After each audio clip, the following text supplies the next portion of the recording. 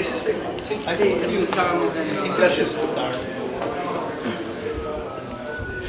If you're feeling sufficiently motivated, you can start. Yes. All right. Yeah, so we're going to close the door and start right now.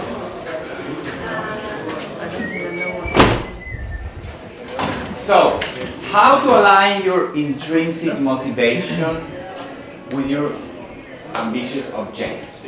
So, what does it sound like? What is it about? Anybody could share their expectations? What's intrinsic? Inner, inside, yours, What deep. you want to do. Deep. And what is the expectations you have about this talk? To That is understand the- that there are dreams that you have ambitions that you will never realize. To understand there are dreams and you have visions that you never realize. That you will never realize. That you will never realize. And that's okay. And that you have to embrace. Okay? Allow me please to rephrase things that we talk about here so it gets recorded, because what you said is not recorded. Okay, so it's recorded there. So thank you, David. Anybody else before we start? The people is arriving. So this is going to be actually a practical talk. I think we have 45 minutes or 1 hour? 45. So I have to be quicker. Okay. So the first question about this is why to care about aligning intrinsic motivation? Why to care about aligning your own motivations to your objectives that are ambitious? Why? Why would you care about that? Tell me in your own words, please. Make To it feel real. fine. What? To feel fine. To feel fine. And allow me to write it down here. I don't know if I can write it down when in... Wow, it's interactive. To know that you can make it real. Okay. To feel honest. Okay, so I'm going to be writing it down while we see it. If we can check it out. Yes. So, the last one I got was to feel honest. Feel honest. Before somebody else, something else. Fine. To feel fine. To be happy. To be happy. To use our potential. To use our potential. What else? Why is it important to align your motivation to your objective? To know how to get there. To be motivated. That's a good one. That's a good one. To know how to get there. Okay? To achieve the objective. To achieve the objective, which is the same. How to achieve. To be firing on all cylinders. Because it's the energy you need That's a good one. to get there. To remain motivated. Wait, just hold it there. Say that again. It's the energy you need to get there. So I care because Something that caring if is you the are energy. in a car, you want to go forward and the engine goes backward or rightwards or depending. To focus. To have a focus. Be With it.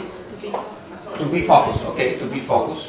To align your But don't you values with your goals. That's a very good one. No, Align values, very important questions, with goals. Very, very To important. spare Yes? time. To spare time. To spare time. What does that mean? Because you are not doing two different things which contradict? Okay, to be efficient. to be efficient. Okay, and you said? Don't you think that the unique, ambitious objective that each human should have is only to be happy? Because if you do all this, where the goal, I mean, I guess it's important to define what is the goal, and at the end of the day, it's happiness. It's It should be interesting, happiness. it's interesting you ask that because it has to do, this talk has to do with that. And we're going to substantiate happiness. Because happiness can actually be substantiated, can actually be defined. What is happiness? Can somebody define me happiness, please?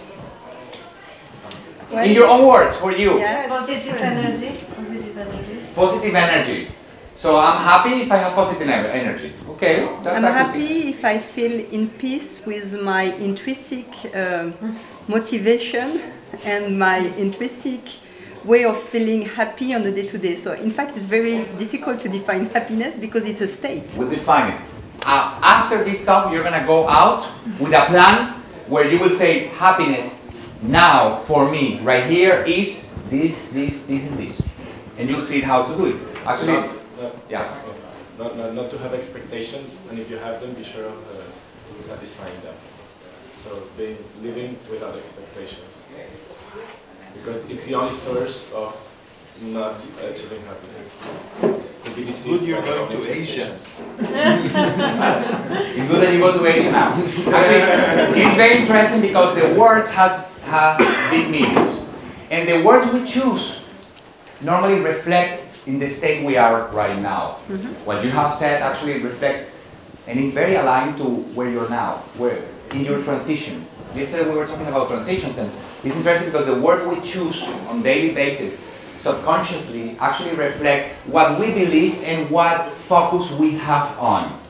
And I'm sure you have been with people that choose words that justify things. No, but you know. And it's interesting because those words have a huge impact on you. I'll give you an example. Do not answer this. But if I ask you, how much is 2 plus 2? You have already answered, don't you? You know that it's 4, and your mind cannot not answer anything I ask you. And your mind will not interact with anything it hears. There is no way you will not interact subconsciously and also consciously with things you hear and see. So you are influenced by your context, and you influence your context with your words. So why do I ask this? Because it's very important to understand why do we care about the things we do. In order to align with your intrinsic motivations, those objectives, and it doesn't matter if you don't have them, because this is a model that you will see, it can be applied at any moment, very easily. And the other thing you need to understand is how to do powerful questions.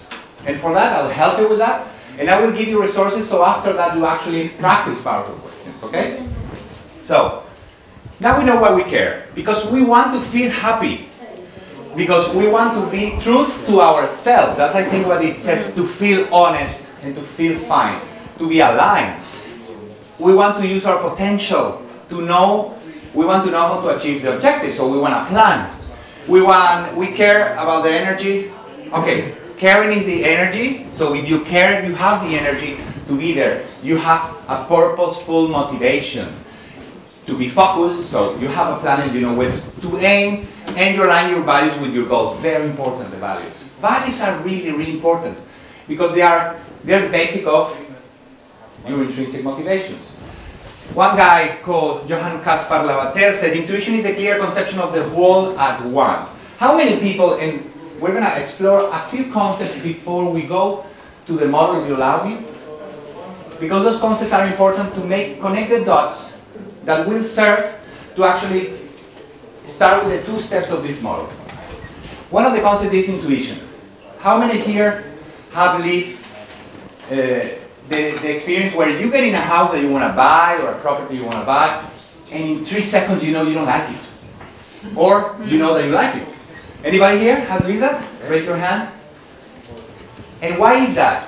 Because intuition is very interesting, because intuition makes you feel, and logic and, how do you call it, conscious rationalizations try to justify whatever you feel. Then you say, no, I don't like it because it doesn't have too much light. And then the real estate guy says, no, actually the windows were closed. We can open them and there's a lot of light. No, but I don't like it because of the floor. The floor is not nice. Oh, what floor do you want? I don't know. I want wood floors. You start justifying what you feel, because feeling uses a lot of information. We haven't tested this pragmatically with the scientific method, but many people have made some tests to understand how the subconscious works, and it seems to work 100 times faster than the conscious. Whatever you are talking, and most of you talk really well, because I've talked to a lot of you, you structure many options before you talk about them. And words seems to flow. Wow, you talk so naturally. You just but your subconscious has interacted with the subconscious, with the context. Right now, even if I don't want to, I'm looking at you, and I am assuming subconsciously, what do you care about? And I'm structuring my words in order to get an impact on you. Why? Because I do care about the impact I give on you. Because for me it's important, it's part of my values. So the intuition is something very important. But it has a bad side. This picture is of a beautiful land I bought in Brazil. And I bought it when I went with my wife pregnant with our first baby. We were having so much fun.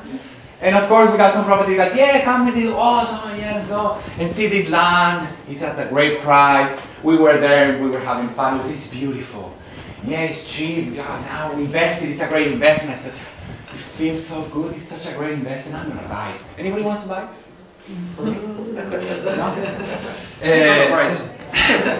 Well, the thing is that it has lowered its price like 40%. There's no road to it, no water, no electricity, there's nothing around. It's a beautiful virgin beach. And somebody told me that in maybe 80 years it's going to be a good investment. So if you take emotional decisions, they may not be, or they may not align with the rational structure that you use, for example, to make investments.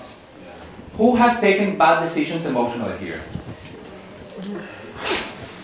Who has lost money with it?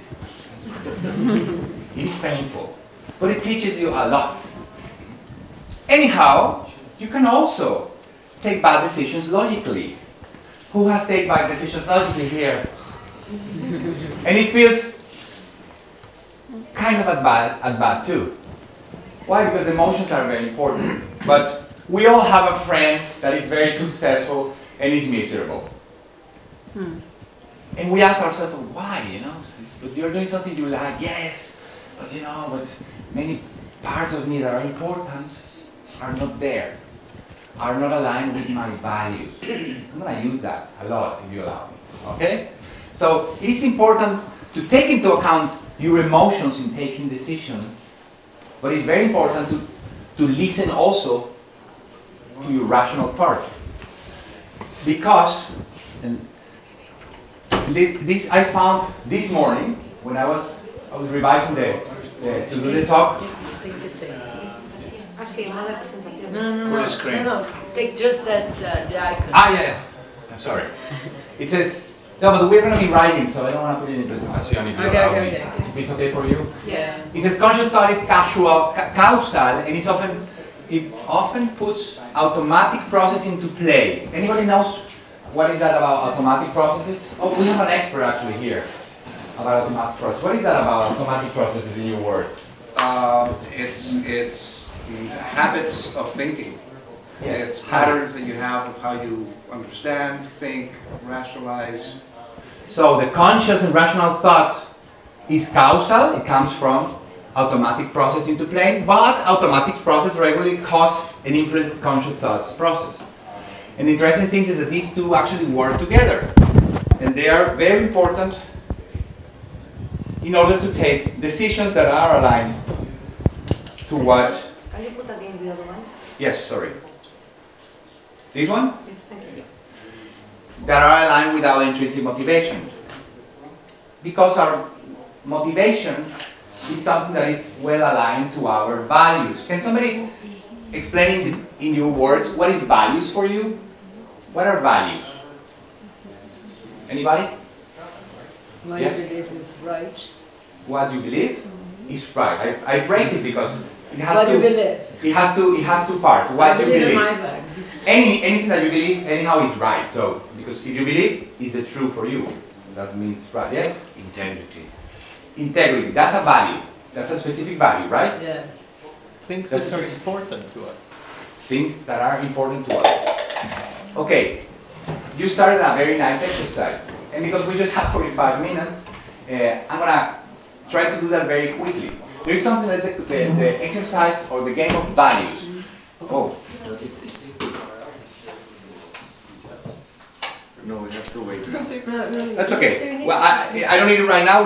We can keep talking. The exercise of values is about defining your values. Normally, I will give you a sheet of paper with 100 values. For example, integrity, responsibility, free time, love, beauty, design, family. What other values are there? Something that you value. The value is something that you actually care, that you think is important. Some people is connection. Work. Work is a value too. Success, achievement, pursuit. Could happiness be a value too? A map on my mobile. So I collect things. Do you collect things? What do you collect? Run. You run too. Okay, so I value something that is ephemeral and not important. Maybe some people collect stamps. And collecting stamps is something that they value. Why? Because I value my stamps. Because I put time on it and effort and I value them. Do I value money? It can be. The interesting thing about this exercise is to put a list of values that we cannot have time to do it. You put a list of values and then you start comparing them. And you say, family against money, which one wins? Family, you put a tick. Mark. Family against freedom. Freedom. Then you start, hey, then you start, it's a tough one. Yes. But Pablo, I think, you know, one of the challenging things about the values discussion is that it's very easy to put a lot of different things under the value headline. Yes. So I would challenge you that money is not a value. I would say, why do you want the money? Absolutely. Is it because it's power? Is it because it's stability? Yes. Is it because it's peace of mind? Yes. Then there is always a higher order to be able to clarify what the Absolutely. actual And when you confront things on that chart and you say, well, what is more important about you? Value or free time? Money or free time? No, but money gives me free time. Oh, okay. Then what are we talking about when you talk about money? And then people tell you, no, when I talk about money, it's security. You know, oh, peace of mind, free time, comfort, and you translate it into the values. Okay. But starting from money is not bad because it allows you the exploration to get there. Yes? Isn't there another, well, I think another big problem that I have is knowing what values I really have and what values I want to have. You know, the values that I feel that would be good to have for me because of society or my parents or whatever, but that I don't feel comfortable with them, but I want to have them. So maybe okay. Don't tell your dad I told you this. But do not give up about what others, you think what others want you to have as a value. Because you are misled to your inner you. You know what is good and what is wrong. When you reach your age and when you reach adulthood, you have experienced a lot of things that are in your bag that actually aligns with those values you have and allow you to explore and evolve the values you have with interaction in your context. So, now I think this is the age where you can jump and say, okay, I am me, and from now on, I drive this boat. I'm going to drive this boat and I'm going to allow me to actually find and explore the values I want. And if I may say, this is the value of hedging. Because when you're young, you want to be sometimes what the other people, and including your family, wants you to be. Whereas you're not listening to yourself. Whereas when you're hedging, at some point, I mean, you discover that if you want to be aligned with yourself and happy, because for me this is the way of being aligned, you need to be clear of what you really like, what you really value as a value, and how you could say to the other, I don't care. I care what is important for me, and what is important for me. The good thing is that it will be important for other people because it's one of my values, but I want to be like this. And I want to live the life I'm aligned with. So be yourself. For instance, to kill it could be a value. Of course, it could be. Normally you kill because you value something. That's why you kill. Because killing is an action. Okay, it's not a value, it's an action. So why do you kill? Why do you kill? Because you value family and somebody was coming with a gun and wanted to, and you thought they were going to kill your family, then you don't value killing. You don't value death. What you value is your family. So the actions comes as a cost of a value you have. Okay, whatever action. You can explain it because of the value that people have. If somebody else don't value life, for example, they can kill more because they value less life. If somebody value life a lot, they will not. They will not cut a tree because they value it as for life. Oops, I'm going fast. So, did I explain the exercise of value? Because this is something that is good for you to do it on your side. We don't have time for that. We can do it some other day.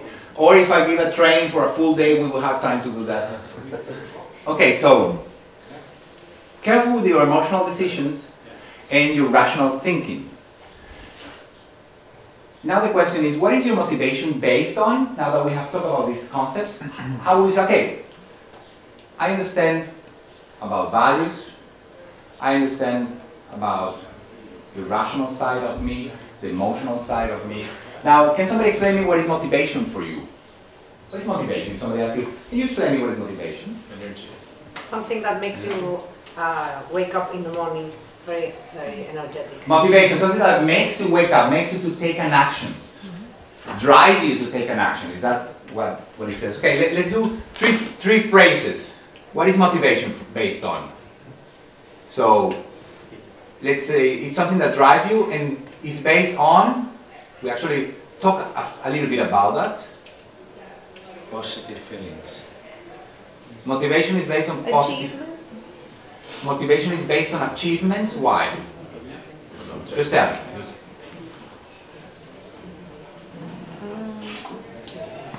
On objective. I guess self-worth. It's what makes you move. Yeah.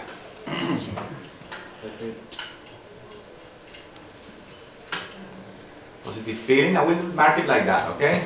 Because I'm not sure about positive feeling. It could be. Energy that drives you to meet your goals. Okay, that is motivation, no? Motivation is an energy that drives you to meet your goal. Now let me bring us back to the question.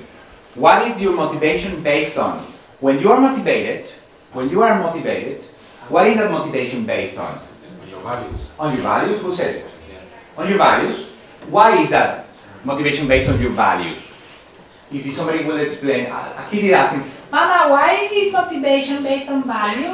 What would you say to a kid? No, because I mean, values are eventually what drives you in your day-by-day decisions and actions. No, I mean, you wouldn't do something that is not aligned with your values.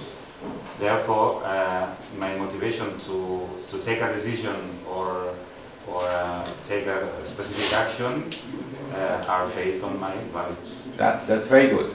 So, what is your motivation based on values? Because whatever you value, you are actually willing to put the most important asset you have in your life. Which is the most important asset you have in life? Feeling alive. What? Feeling alive. Feeling your life as an asset. Feeling alive. Alive. That's an asset. What would be? Time. Time. Why? Time. Because we're going to be dead. Because it's scarce. Pure economics. Time is scarce. You have a fixed set of time, regardless the money you have, regardless the kids you have, regardless the love, regardless all the other things you can influence and change. And you can get more of it. But time is fixed. Even if you live 1,000 years, it is a fixed asset. So the most important asset is time, and only you are motivated by the values you have to take the actions you want with your time and efforts, and then with the other assets. So I will say, values are, motivation is based on values, and motivation drives you to use your assets in general. And health when you don't have it. Yes, because you have less time if you have it wrong. No? So health is connected, definitely. Can we agree on these concepts? You think? Yeah. David. I think there are some motivation that you don't even know, and you have to go through different processes to find this kind of inconscient motivation. So, and I think these are very powerful. Absolutely. Give me an example, just to make it practical and substantiate that. Anecdote, for example, something you. No, for instance, if people in your life died and those people were very emotional or very, I would say, they're very deeply involved in your life and very emotional, you can associate that death with being emotional, so you don't become emotional, for instance. These kind of relations that you don't even discover.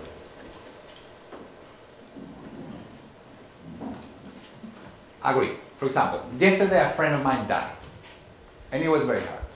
And I have to concentrate not to cry when I think about that. And it creates, I was with you when that happened. I'll breathe, give me a second. And that context makes me focus on something, because the context influences me. It makes me value more other things. For example, time with my friends. Or makes me value my own time. So it's true. Motivation emerges based on the context, because even though we are absolutely individual and unique, like I said yesterday, we are part of this. I believe we are part of the universe. We are not an entity that is separated with it. We are the universe, let's say it that way. And we are influenced by it, and we influence the universe. So what you said is, I completely align with it. Motivations emerges depending on the interaction with the context. And the context influences me and influences my value. For example, I taught a principle of computing in the university, and that was to make simple models to help people take decisions. And the one exercise I like to do was, okay, let's see, let's do a little model of how you feel this morning. Then we started doing, okay, feel this morning, let's put an F is equal to how many hours you slept. Okay, how many hours you slept, hours you slept, what do you have for breakfast, what do you have for breakfast, what did you do yesterday, what did you do yesterday, let's measure that from 1 to 10, how much you slept, well, 10, and we did little models. But the interesting about that is that those models, this fell of you? Mine.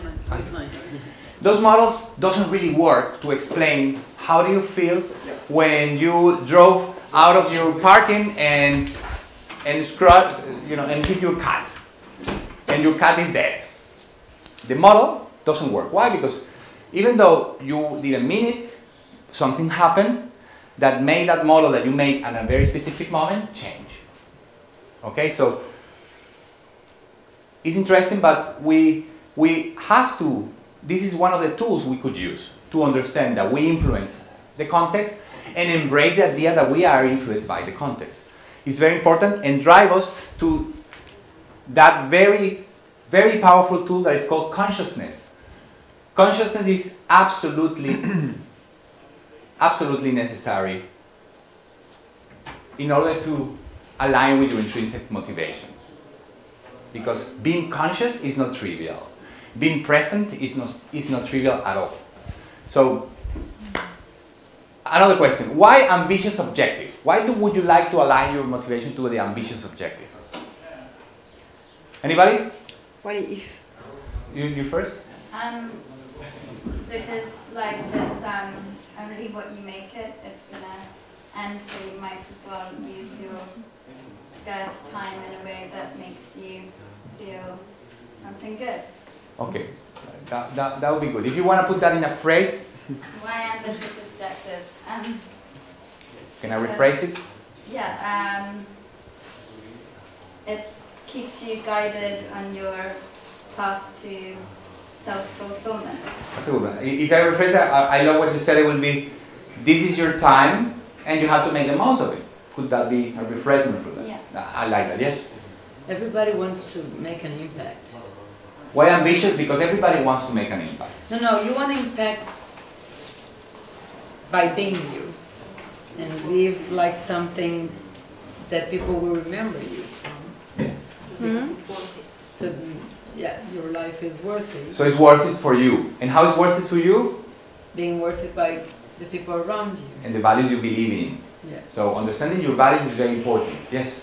Yeah, on this point, how many people we know that they are not well doing what they really are good at or what they really enjoy? How many people you know that are frustrated, that they don't find themselves, that they're doing an impact, and they're still there? And how many people end up their lives and suddenly they change because they never felt they were giving an impact? But I know lots of people, and it's probably on the other hand that what you were saying, not everybody's allowing to be themselves with their values.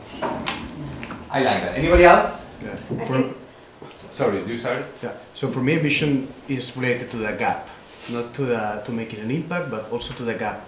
So where I am now, where I want to be in the future. So the transition you want to achieve. Yeah. So, okay. You were? No, I was thinking that one very important thing is that for me, being consequent to what you do gives you quite a lot of not maybe happiness, but yes, stability and this. Yes. So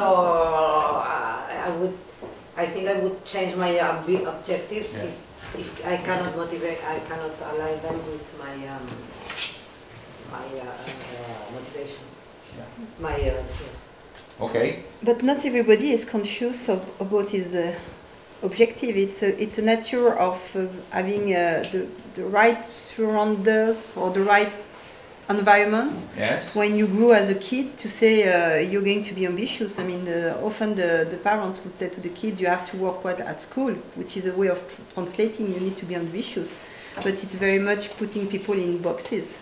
Whereas, I mean, if your ambition is to, for example, my ambitious objective is to do nothing in my life and to just lie on a beach because I want to be in communion with the natures and I don't want to be in the system. Is it an ambitious objective or not? It is, because you most likely will have to do a lot in order to lay on the beach and do nothing while you have security and the things you value, for example.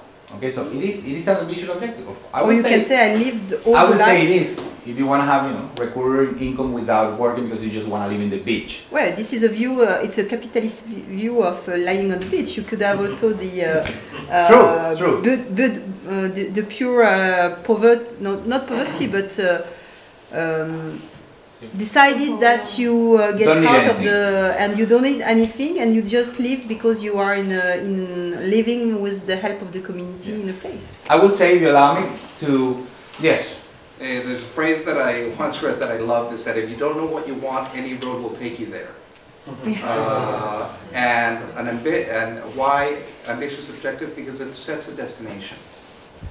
True. It guides you. Yeah. It's a North Star that says, that's where I want to get to, that's how I can marshal my assets, energy, motivation to get to that point. Yeah, and those, if we listen to the words we have just used, you see that we linked ambition to beliefs. Okay, for example, it's interesting you said consequent. Consequent for you, for example, for you I can read that ambition doesn't have a bad connotation, for example. But for you I can read that ambition has a little more negative connotation. Okay? No, I'm just provocative. Let me use you as an example, okay? And it's fine, because society teaches that being ambitious is bad. Ambitious doesn't sound good, okay? Because it's like, oh, you want a lot, you want too much, and that is not good. And that comes from a structure of the society, and you may agree or not with that. I tell my kids, to count, you have to count 1, 2, 300, 3,000, 1 million, 100 billion. And then you learn to count normal. You want more. Why? Because it's worth it. And in the way of trying to get something really ambitious, which will require some work, some extra work than doing normal, you will achieve much more just by trying something more ambitious. And this is a personal belief. And it has helped me and the people I work with. But, come on. No, it's good. Okay, so why ambitious objective? This is something personal, because I believe having ambitious objective is good. My ambition but again, it depends the wording you put behind ambitious. Absolutely. The words are very important. And cultural. Yes, and we were talking about words, something is called... There is a good talk on words in the end of the day. And we're going to talk about, the feeling, one of the things we were mentioning before, like the feeling on like being okay with you. Is the last one. But something I wanted to create with is that with a few concepts, we can understand that using your emotions and your rational part, your logic, with some concepts like understanding values, motivations, and ambition, we have some tools that we can work on. And if you don't have any question about this or any comments, we can jump on this model. Is that fine for you? How much time do we have left? Nothing. Okay, so let's go to the first one. This model differs from the most typical models because it includes emotion as the first part of the analysis without defining objectives. And this is very important because we want to touch to that very complex and huge amount of information you have in your subconscious and that you reflect with feelings. When I tell you, when you feel fear, where do you feel it in your body? Cold. Huh? Some people say I feel it here, some people cold, you feel cold. When you feel love, where do you feel it in your body? Hot. No, we were talking about love, no sex. Love. I feel hot. I still hold on the heart. It's interesting because feeling is something important because it embraces much more than just one concept. You cannot just explain it. You know, I feel well. You know, these people, how do these people feel? These people feel good. So to use this model, you could say, okay, let's pick a temporal objective. Let's say from now to 1 year, and you can write this down if you want. Try to explain how do you want to feel. Anybody would share? How would you want to feel from now in 1 year? How would you want to feel? If you think, I wake up in 1 year, I want to feel, what is your desired state? Confident. Happy. Confidence, happy. Okay, I'll give you, I want to feel independent to my circumstances. Independent to the circumstances you have now. My ambitions, I want to feel independent of all that stuff. Independent of all that stuff. That's a good one because that's complex. Of what then? No, Is it fine? It's fine. He's okay with it. That's cool. Also We're because brainstorming. I don't have time to use the dynamics to actually drive you towards explaining much more how you want to feel, because there are some that will actually explore emotionally, and we will have some names, but that's a good explanation, okay? Who else? Let's say that some of you are in transitions. I heard that yesterday. How do you want to feel in 1 year? Complete. Complete. I want to feel complete. What else? With a new project. You want to feel with a new project. You have a new achievement, something new that drives you, a new motivation, okay? Because careful with the words, you know, a new project, what is it, you know? What is a new project? How do you want to feel? I want to feel with a new project. You can a new project more. I like, of course. A new project I like, okay? Okay, that's something that you value. Challenged. I want to feel challenged in a year. Interesting, because when you ask this question, you are exploring also what is your actual state. When you say, well, how do I want to feel in a year? Requires that you identify how do you feel now. But you don't put it in words, you feel it. And then you assess it and you say, oh, I want to feel very fast, because you say, oh, you want to feel different. Now you want to feel challenged. Because now I'm not challenged enough, maybe. You're challenged, but you want to continue feeling challenged. Okay, but it requires an assessment of how do you feel now, what is the actual state, and what is the desired state. Making this explicit is something that nobody teaches you to do in school. Now some schools are starting to teach it, and it's radically important to understand the strategy you want to have with your investment, your initiatives, and it's crucial for companies understanding how do we want to feel with the strategy we have, which reflects our values, our motivations, our purpose, and the things we actually want to achieve substantially. It has to align with that strategy that reflects my values because I'm the owner of that initiative. So the next question will be, in which context? Now, let's move on one step. Now you know how you feel, how do you want to feel. It is aligned with your values because automatically your subconscious knows. You don't have to talk to your subconscious. Now you know how you want to feel. Now let's put some details on how you want to feel. Not an objective, not yet. Let's say, oh, you want to feel in nature. Okay, which context? Oh, I want to be in a masía that is big, or in a place that is big, that when I wake up is very light. Okay, you're putting this kind of description. So I would say, can you share with us, you wake up in a year. Imagine that a year has passed, you're in a machine, and you wake up, and when you wake up, you are a little drunk, let's say. You don't know exactly where you are, but you wake up in a very specific context that you start sensing. It is maybe it's in a place, maybe in a context of a business, maybe in a context of a relationship, depends. The challenge can be in many aspects. So how would be that context of challenge?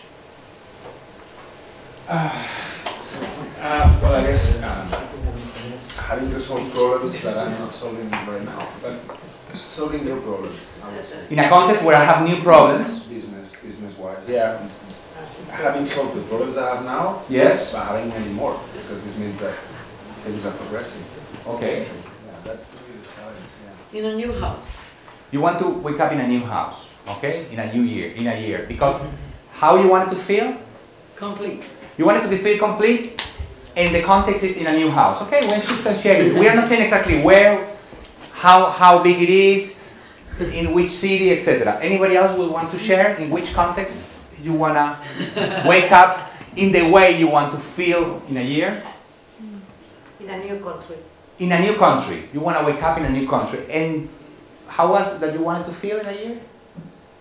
Happy. You wanted to feel happy. Project, I like. With a new project in a new country. It's interesting because you have not set or defined the objective. You are still free of objective. You are not now, you don't have the shirt that tells you, this is my objective. You are just feeling. You are in the future, you feel well, you know the context, and now you can actually identify objectives that align to that context, and that way you feel. Or, if we're talking about a company, you know the strategy, because you know the values, the things you want to achieve, and now you can say, okay, what business model we're going to use now, that we understand the strategy we have. How many people know here, or maybe yourself, I will be the one raising the hand, that have created some business or initiative that because you thought it was a good business and you just started doing it, but it was not aligned with you at all, and it did not succeed and fail. That's me. I have done that. Because we didn't do this. Nobody teaches this. Nobody gives us the skills to understand that it is important to understand your emotions and to put it inside your business formula to understand if those businesses will be aligned with your values and the things you want to achieve.